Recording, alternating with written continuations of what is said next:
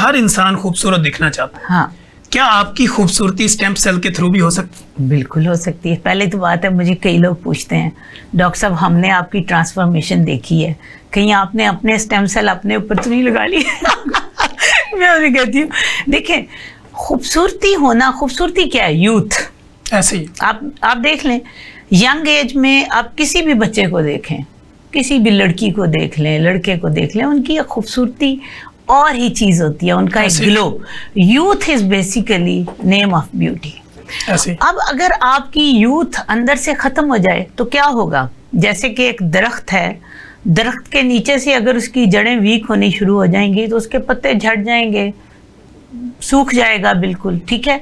बंजर लैंड को देख लें, बंजर पौधों को देख लें, वो इंसान भी जो एज के साथ साथ बंजर हो जाते हैं, ऐसे ठीक है। मैं कहती हूँ कि बॉडी के अंदर हमारी चेंजेस आती क्यों हैं? दो तरीके से आती हैं। ठीक है, एक का कंट्रोल हमारे विल पावर के साथ है, ठीक है, और एक का कंट्रोल हमारी विल पावर के साथ नहीं है। ठीक है। जिसका कंट्रोल विल पावर के साथ है वो आपके कंट्रोल में है, ठीक है। वो आपने खुद को खुद से रिजुविनेट करना है। अनटिल अनलेस आप ख्वाब देखते हैं, नई प्लानिंग करते हैं, आपका वो बुढ़ापा नहीं आता। ठीक है, सेलुलर। दूसरा वो है कि जिसका कंट्रोल ही नहीं है, जो सेलुलर एजिंग है। स्टेम सेल जो है वो सेलुलर एजिंग के ऊपर काम करता है, ठीक है, और ऑल ओवर द वर्ल्ड लोग इस पे काम कर रहे हैं।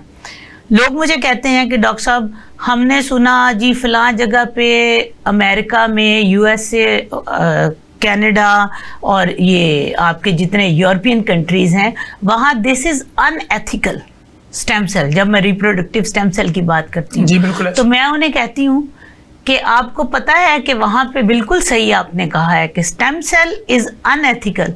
बाकी चीज़ें सारी मैंने कहा वहाँ स्पर्म डोनेशन इज एथिकल, ऐसे ओवम डोनेशन इज एथिकल। आप इस्लाम में उसको एथिकल कहेंगे? सवाल ही नहीं पैदा होता।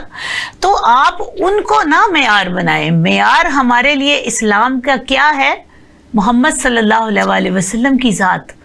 आपने जो चीज़ें एथिकल, और हमारे उलमा ने जब ये किया कि जो आपकी अपनी बॉडी के सेल से कुछ भी आप कर रहे हैं बगैर किसी और डोनर के, तो वो आपके लिए एथिकल है।